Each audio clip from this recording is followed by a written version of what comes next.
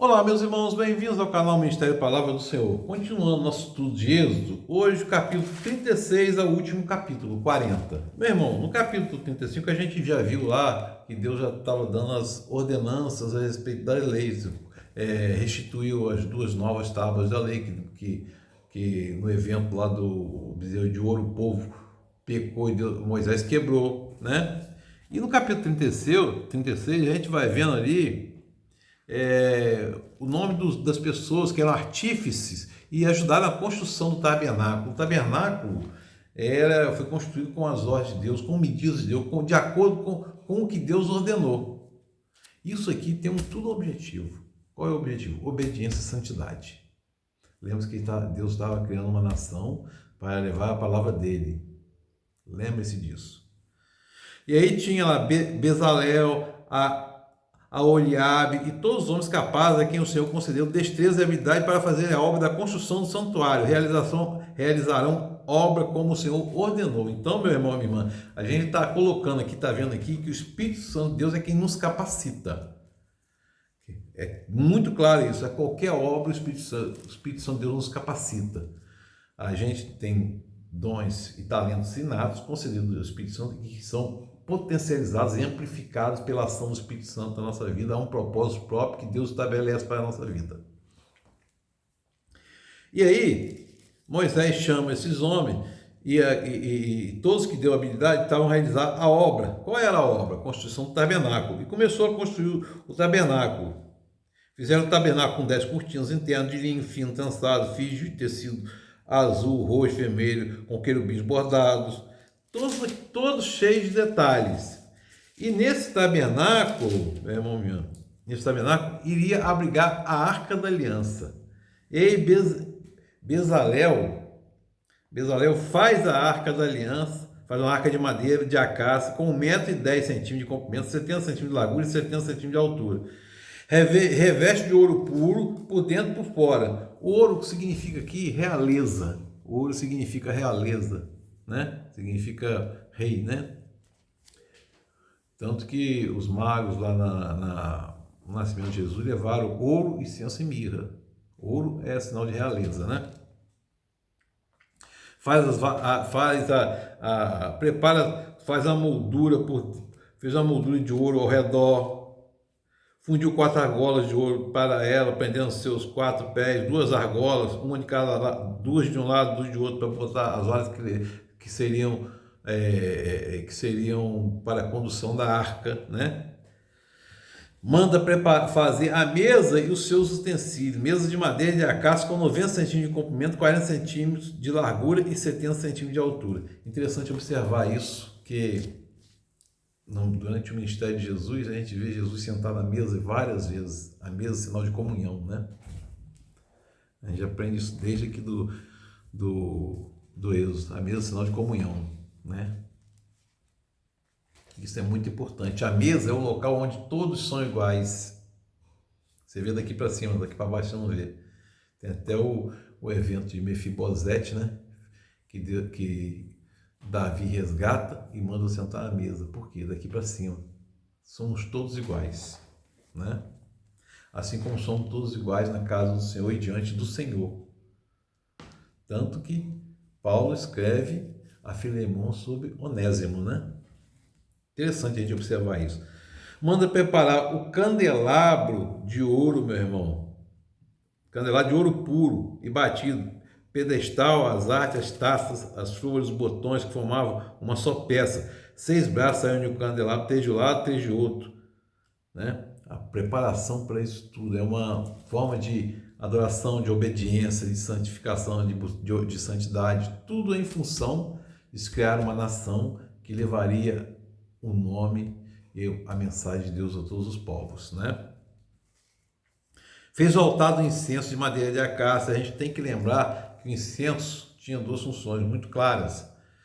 O incenso representava nossas orações que subiam a Deus, mas também representava ali que havia sacrifício. E aquele sacrifício, o povo aspergia no altar do sacrifício, dos holocaustos, sangue. E o sangue não era tirado e ficava com mau cheiro. Então, Então, o incenso aromático, ele tirava aquele mau cheiro. Tanto que falava lá, incenso aromático com perfume suave e agradável a Deus, né?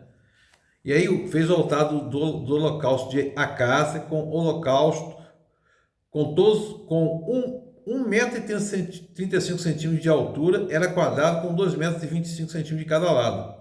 Fez uma ponta em forma de chifre em cada um dos 4 cantos, formando uma só peça com altar, o qual revestiu de bronze.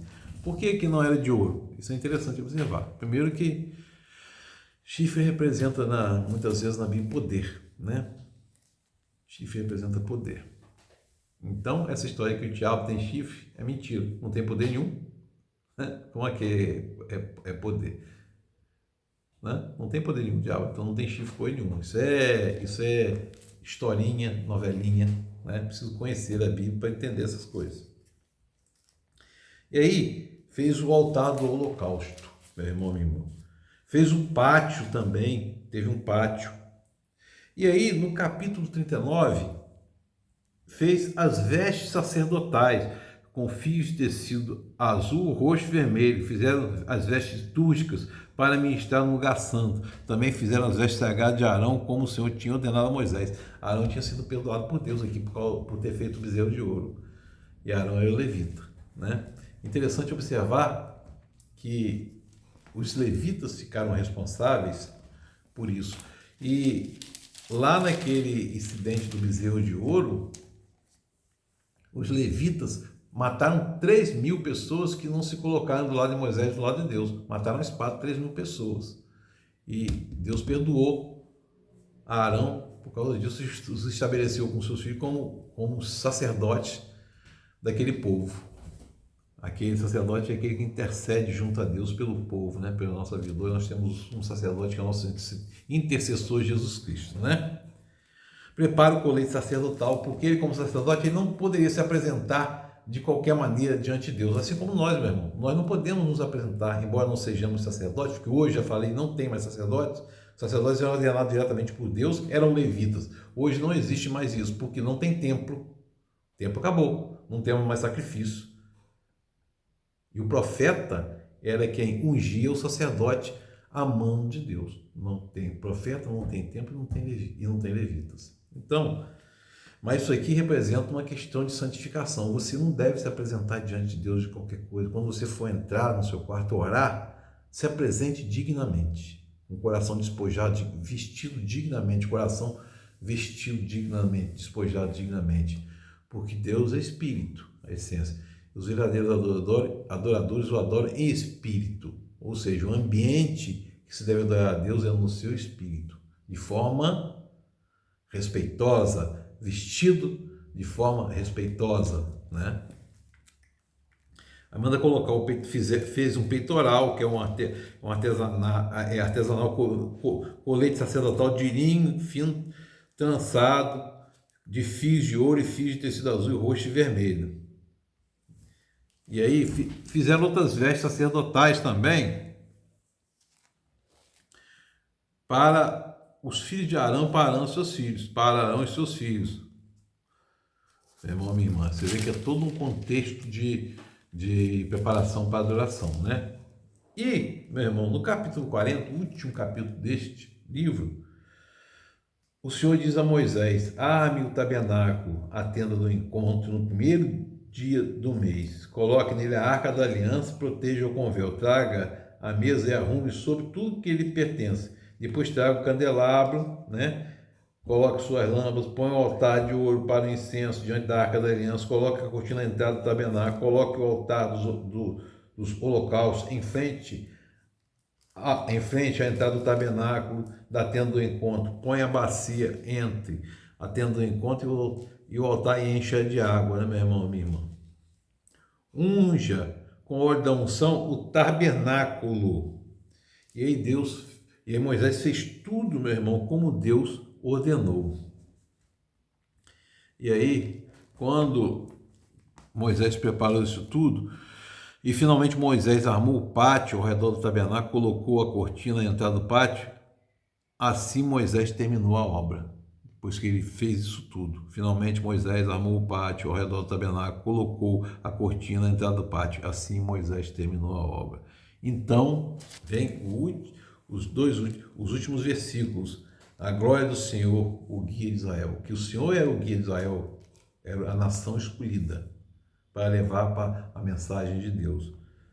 Sempre que a nuvem se erguia sobre o tabernáculo, os israelitas seguiam viagem. A nuvem, olha, quero sinal, a nuvem cobria a tenda do encontro e a glória do Senhor encheu o tabernáculo. Moisés não podia entrar na tenda do encontro porque a nuvem estava sobre ela e a glória do Senhor enchia o tabernáculo. O Senhor por si só enche, a glória dele enche toda a terra. Enche toda a terra. Não cabe ninguém nesse espaço, né?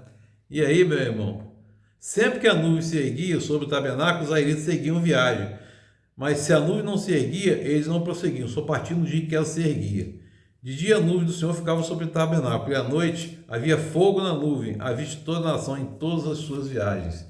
O tabernáculo era armado e desarmado, vocês perceberam isso, né? E a glória do Senhor estava com aquele povo no deserto ali.